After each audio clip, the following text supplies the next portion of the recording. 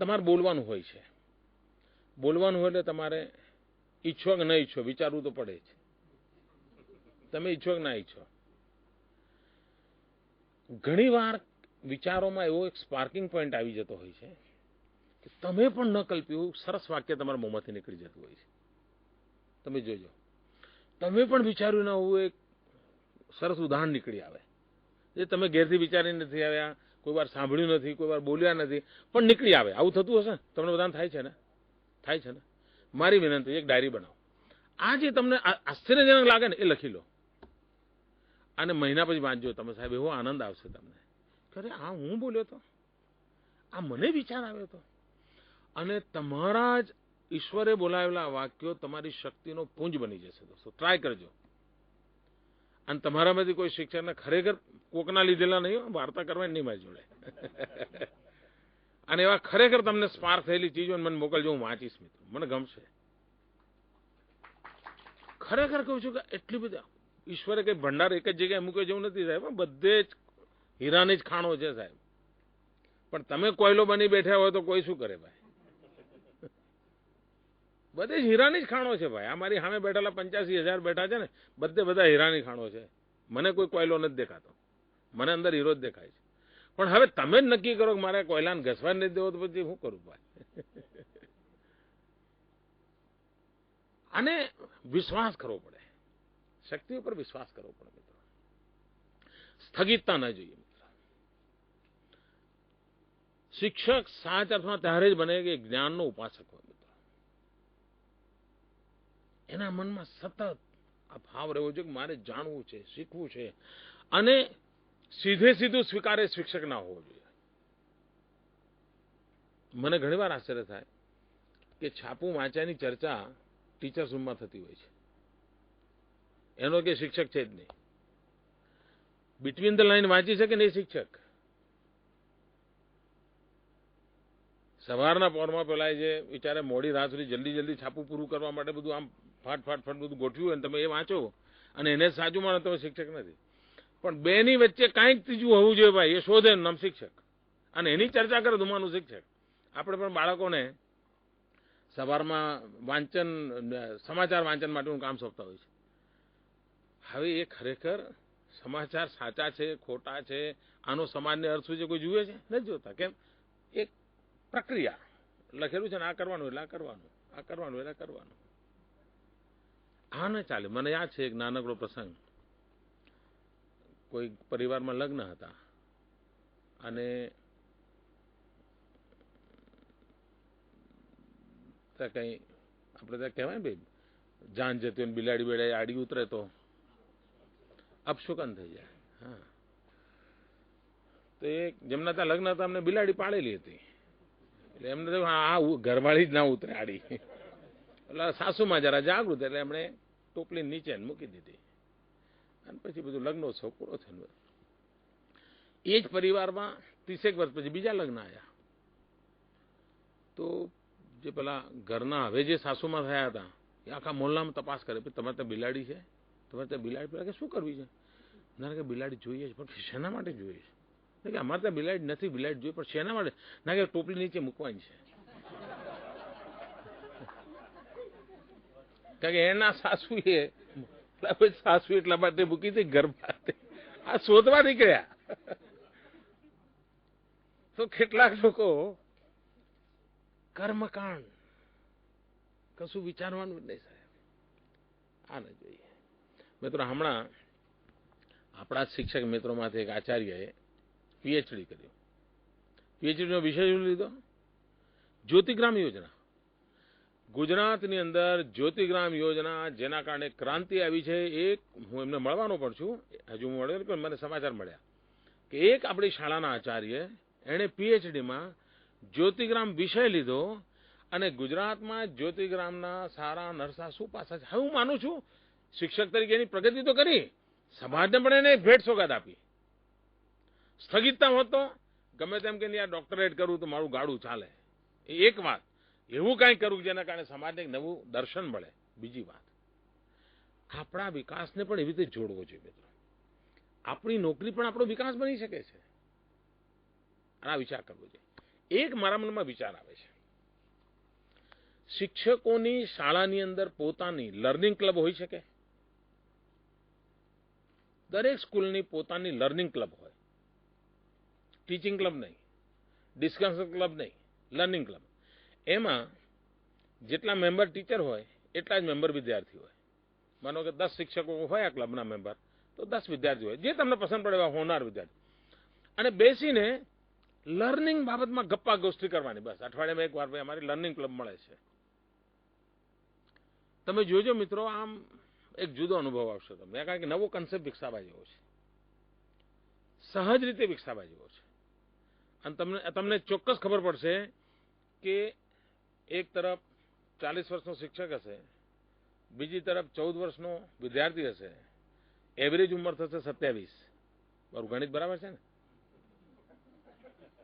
તો આ 27ની એ ચિંતન ચાલુ કરશે. 14 વાળો 27 નો વિચારતો થશે, 40 વાળો 27 નો વિચાર કરીને એની સાથે જોડાતો થશે. બંને તરફ મિત્રો ગ્રોથ છે. તરુણનું એક પ્રકારની એની વિચારોની સ્ટેબિલિટી આપવી એ ગુણ છે, અને વડીલમાં સ્ટેબિલિટીમાં ઉર્જા આપવી એ ગુણ છે. આ બંનેના મિલન માટેનો અવસર બનશે. આ કેવી રીતે કરાય? હું ઈચ્છું મિત્રો કે આવી એક લર્નિંગ ક્લબ નાનકડી પણ દરેક શાળામાં નિશ્ચિત દિવસે નિશ્ચિત સમયે ચાલતી હોય, અને એક તમે જોજો, તમને અદ્ભુત ચીજો મળશે મિત્રો. બાકી વધારે કંઈ કહેતો નથી. દરેક ચીજમાંથી સારું શીખી શકાય છે, સારું કરી શકાય છે. એ કોઈને કહેવાની જરૂર નથી. તમે જ કહેતા હશો કે ભાઈ શિક્ષકનો ધર્મ શું કહેવાય, અને શિક્ષક કેવો મહાન હોય છે, અને ગુરુ કોને કહેવાય, એ બધું નહીં. વિદ્યાર્થીઓને તમે કહેતા જશો. એ વિદ્યાર્થીઓને વારંવાર કહેવું ન પડે એવી સ્થિતિ કેવી રીતે આવે? કોઈ શિક્ષક એમ કે હું બહુ કડક છું, આમ બધાને જોઈ લઈશ, એવું 10 વખત કહે તો શું થાય? છોકરાઓને ખબર પડે સાહેબ આ કઈ યુનિફોર્મ પહેરીને આવ્યા છે, અંદરથી નથી, ખબર પડી જ જાય છે. પણ કડકમાં કડક શિક્ષક પણ એક બાળકના ખભે હાથ મૂકજો, આવું ના કરાય સાહેબ. તમે જોજો, હાથ તદ્દન નમ્રતાનો પ્રેમનો હશે, પણ એને ખબર પડશે કે આ કડકાઈ અંદર પડેલી છે, વારો નીકળી જશે. આ એટલું બધું ખરેખર મિત્રો, તમે એટલા બધા ભાગ્યશાળી છો કે તમારી પાસે એટલું બધું ભવિષ્ય તમારા હાથમાં છે. તમે એમાંથી તમે આનંદ લો તો જીવન ધન્ય થઈ જાય મિત્રો, જીવન ધન્ય થઈ જાય. અને મારી ઈચ્છા છે મિત્રો કે મારી આ શિક્ષક આલમ મારી ગુજરાતની આવતીકાલ હોય. આવતીકાલનો નિયંતા કોણ? તમારો શિક્ષક છે મિત્રો. અને કોઈ વિદ્યાર્થી દુનિયામાં, તમે પોતે પણ તમારા જીવનમાં 10 સારી વાતો હશે તો 2 કે 3 તો એવી હશે જ કે જે કોક શિક્ષકે તમારા જીવનમાં લાવ્યો છે. જો તમારા જીવનમાં કોઈ શિક્ષકે કંઈ કર્યું છે, મને આજે યાદ આવે છે, મને મગ અને ચણા મારા શિક્ષકે કેવી રીતે શીખવાડ્યા હતા. મને આજે આમ આખો એમનો ચહેરો મોરો બધું યાદ છે, અને મને ગર્વ થાય છે. અને મને યાદ છે, હું મુખ્યમંત્રી બન્યો ત્યારે મનમાં એક ઈચ્છા હતી, 2 ઈચ્છા હતી. એક, મારા જે બાળપણના ગોઠિયાઓ હતા એમને મારા ઘરે જમવા બોલાવવા, એક ઈચ્છા એ હતી. બીજી ઈચ્છા એ હતી કે મને જેટલા એ ભણાયા છે આ બધાને મારા ઘરે બોલાવવા. તો પહેલું કામ તો સહેલાઈથી થઈ ગયું, જો કે હું તો 30-40 વર્ષ બહાર રહેલો, બધાને ભૂલી, એટલે ઓળખાણ રહેલી નહીં, કોન્ટેક્ટ નહીં રહેલા, ચહેરા મારા પણ ખબર નહીં બધા બચપણના, પણ બધાને શોધ્યા મેં. શોધીને એકવાર મારા ઘરે બોલાયા, બધી જૂની વાતો કરી. તો કારણ કે હું પણ એ લોકોને 40-45 વર્ષ પછી મળ્યો હતો. મને એક આનંદ આવ્યો. પછી મેં એક કાર્યક્રમ કર્યો, મારા એક પુસ્તકનું લોકાર્પણ હતું. તો મેં નક્કી કર્યું કે હું બધા જ શિક્ષકો મારા બોલાવીશ. એમાં એક મારા શિક્ષક 93 વર્ષની ઉંમરના થયા છે, જો મને બચપણમાં થોડું ભણાય. એ બધાને હું મળ્યો, મને એટલો બધો આનંદ થયો, કદાચ એમને આનંદ થયો હશે. એ તો ઘણીવાર તમારે ત્યાંથી 12મું ધોરણ ભણી ગયેલો વિદ્યાર્થી હોય, 5 વર્ષ પછી એના લગ્ન થયા, પણ તમને એને લગ્ન પત્રિકા ના આપી હોય. હવે એની નિષ્ફળતા નથી, આપણી છે. એ તો એવો કેવો વિદ્યાર્થી કે હમણાં ભણીને ગયો ને લગ્નની નિમંત્રણ આપે. એનો કે આપણી વચ્ચે એને દ્વૈત હતું સાહેબ, અદ્વૈત નહોતું. મને આટલા બધા વર્ષો પછી મુખ્યમંત્રી બન્યા પછી કોણ યાદ આવ્યું? મને મારા શિક્ષક યાદ આવ્યા. એટલે જાહેરમાં મેં એમનું સન્માન કર્યું. મારા માટે આનંદ અને ગૌરવનો દિવસ હતો એ. જો મારા મન પર શિક્ષકની આટલી બધી અસર હોય તો મારે મન, તમે બધા એના જ પ્રતિનિધિ છો, તમે એ જ જમાતના જોડીદાર છો. મારે મન શિક્ષક માત્ર આ ભાવ છે. ઠીક છે કે હું મુખ્યમંત્રી બની ગયા, મારી તો ટેમ્પરરી જોબ છે ભાઈ. તમે બધા પરમાનન્ટ છો. તમે આજીવન શિક્ષક રહેવાના, આજીવન શિક્ષક. ઇવન તમારા બાળકો પણ તમને પિતા તરીકે ઓછા, શિક્ષક તરીકે વધારે જુઓ, એવી સ્થિતિ હોવી જોઈએ. આ સ્થિતિ પેદા થાય એના માટે કાંઈ પ્રયત્ન કરીએ. ગુજરાતની આવતીકાલને મિત્રો આધુનિક બનાવી છે. ચીલા ચાલુ નહીં, બહુ થઈ ગયું. આખી પેઢી સાહેબ નવી શક્તિઓનો અંબાર હોય. આપણે ખેલકૂદ મહાકુંભ કરવાના છે. દરેક શાળા એના જૂના રેકોર્ડ તોડવાની તૈયારી કરે. આપણી શાળા અત્યાર સુધીમાં 8 સેકન્ડમાં દોડતી હતી, હવે 7 સેકન્ડમાં કેમ દોડે? અત્યાર સુધી 6 ફૂટ કૂદતા હતા, હવે 8 ફૂટ કેમ કૂદીએ? દરેક ગયા 50 વર્ષના બધા રેકોર્ડ તોડવાનું કામ. આના શિક્ષકે વાતાવરણ બનાવવું, રેકોર્ડ તોડવા છે. જેવી શાળાઓ શરૂ થાય, રમત ગમતનો ને જ્યારે ઓક્ટોબર, નવેમ્બર, ડિસેમ્બરમાં ખેલકૂદ મહાકુંભ થાય તો સ્વર્ણિમ જયંતિ એવી બધાના રેકોર્ડ તોડી નાખ્યા હોય સાહેબ. આ સ્થિતિ સ્વર્ણિમ જયંતિ એ જ આ સ્થિતિ આપણે લાવી જોઈએ મિત્રો. સ્વર્ણિમ જયંતિ સમાજ માટે પ્રેરણાનું કારણ બનવી જોઈએ. એક બાળકનો જન્મદિવસ જો એને જન્મદિવસ આવવાના છે અને 10 દાડા પહેલા ઉત્સાહિત કરી શકતો હોય, જન્મદિવસ ઉજવ્યા પછી 10 દિવસ સુધી પુલકિત રાખ્યા, તો રાજ્યનો જન્મદિવસ 50 વર્ષ થતા હોય, સમગ્ર ચેતનાનું વાતાવરણ કેટલું બધું વિસ્તરી શકે મિત્રો, કેટલું બધું ઊંડાણ જઈ શકે. અને મારે મન સ્વર્ણિમ જયંતિ ઉત્સવ નથી મિત્રો. મારે મન સ્પષ્ટ છે કે સ્વર્ણિમ જયંતિ વિકાસ માટેનું એક જબરજસ્ત પાવર સ્ટેશન બનવું જોઈએ, એવો અવસર બનવો જોઈએ.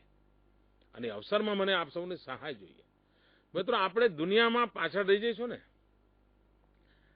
તો જગત આપણને માફ નહીં કરે, આપણા પછીની પેઢીઓ માફ નહીં કરે. વિશ્વ જે ઝડપથી આગળ વધી રહ્યું છે, આપણને કદમકાલ કરે ચાલે જ નહીં, આપણે દોડવું જ પડે. અને બીજા કરતાં વધારે દોડીએ તો જ આપણે એમની પેરેલલ આવીએ, પછી આગળ નીકળાય. અને એના માટે બધા જ કામ કરવું પડે. એવું કહીને કે માત્ર શિક્ષકોએ કરવાનું હોય, પ્રત્યેક ગુજરાતના પ્રત્યેક નાગરિકે કરવું પડે. માળી હોય તો માળીએ કરવું પડે, પોલીસવાળો હોય તો પોલીસવાળાએ કરવું હોય, મુખ્યમંત્રી હોય તો એણે કરવું પડે. કરવું બધા જ પડે. હું ઈચ્છું મિત્રો કે આ 5 દિવસનો આપણો લર્નિંગનો જે માટેનો કાર્યક્રમ છે, કર્મયોગીની જે શિબિર છે, એ તમારા જીવનમાં નવી ચેતના પ્રગટાવનાર બને, તમારા પરિવારને આનંદ અને ઉત્સાહ ભરનારી બને, તમારી આસપાસનું વાતાવરણ એક ઝરણાની જેમ સતત પુલકિત મંગલમય બને. અને આ મંગલ કળશ છે સ્વર્ણિમ જયંતિનો સિમ્બોલ. વાતાવરણ મંગલમય બનાવવાની જવાબદારી આપણી છે. ખૂબ ખૂબ શુભકામનાઓ મિત્રો. ધન્યવાદ. જય જય ગરવી ગુજરાત, જય જય સ્વર્ણિમ ગુજરાત.